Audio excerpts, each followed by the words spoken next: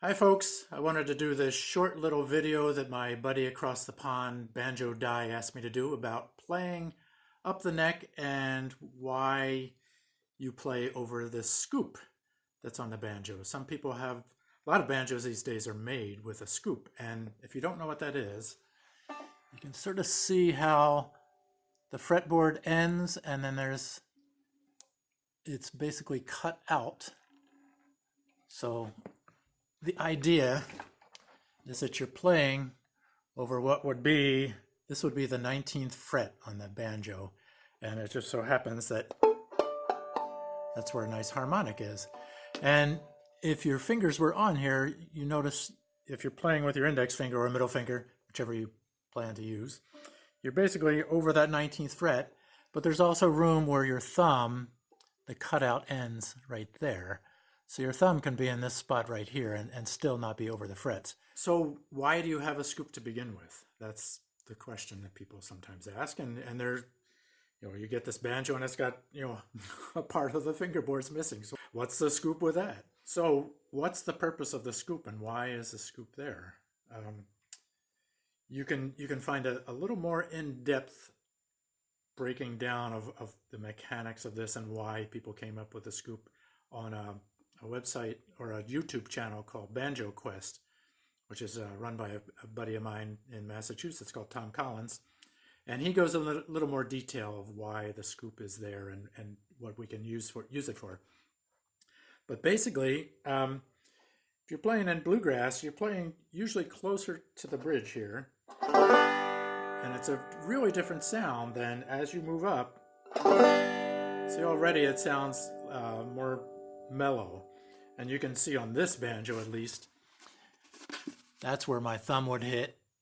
And that's, it's all worn away where you're striking the banjo head. So that is from the thumb, and this is from hitting down into the head. And as you keep moving up, as you move up to where that 19th fret is, where the scoop is, it gets even more mellow. So, and I just always liked the tone as I went up there. So the tone is one reason why you have the scoop. Another reason is if you put your fingers on the strings down here, you can feel how much more tension there is than up here. The strings are a lot looser, so I think you don't have to work as hard with your fingers. It's a little bit easier on the fingernail, so it might be a little bit easier mechanically to play up there. And the other reason is, the reason this is all worn out here is because you're doing that sound, so you can get that sound playing there. But if you're playing up here, there's no head in the way, so you don't get that tap sound after you're hitting. So it's real different. You can get this. You're doing the same movement. You might have to slightly adjust your hand, but I've always liked just the tone of it up there, and I will put this banjo down and pick up another banjo to show you the reason that I started playing up the neck. So this is the first real banjo that I got, and it's a long neck Gibson, or it used to be Gibson. I redid it, so now I'm not sure what it is. Let me back up a little bit here so you can see the entire thing. But this is a long neck. It's got 3 extra frets, so that's where a normal banjo would end. So when I first started playing, you can play way up here. That, from here to here, that's a long way. So I think that I automatically move this hand up so it wouldn't be as much of a stretch. And you notice this banjo does not have a scoop.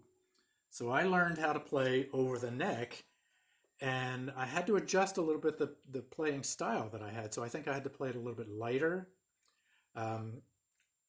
I had to concentrate a little more. I had to watch my right hand more than if it was down here, because it is a little bit harder to get started on. But again, the tone,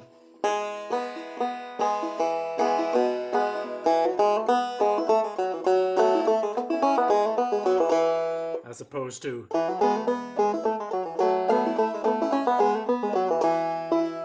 I just always like that tone a little bit better, and I that's a subjective thing, so you might like that. sound more than that sound. So it's all up to you. I could be completely wrong, but this is just the way, that I like it. So find your way and go with it. So I hope that helps.